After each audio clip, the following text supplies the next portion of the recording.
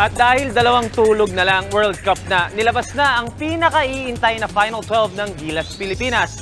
Kinonfirm mismo ni SBP President Al Panlilio ang mga pambato natin na pinangungunahan ni Jordan Clarkson.